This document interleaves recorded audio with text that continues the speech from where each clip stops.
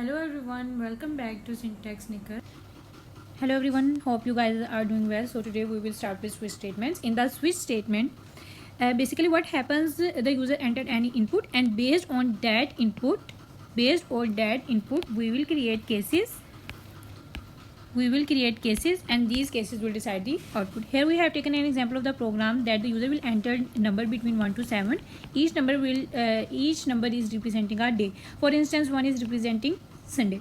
Okay, based on these values we will make cases and the cases will print the relevant output. Here is an integer day. We are passing that day in our switch statement. The user will enter any number 1 to 7. A user can enter 8, 10, 20, anything, but in that case we will print our default value.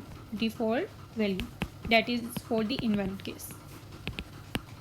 Okay, so here if the day is 1, this means if the case is 1, it will print Sunday in the console and then break the statement. If the case is 2, then it will print Monday. 3 it will print Tuesday. 4 it will print Wednesday, Thursday, Friday, Saturday. And for the invalid input it will print the default case. So let's say the user entered 5.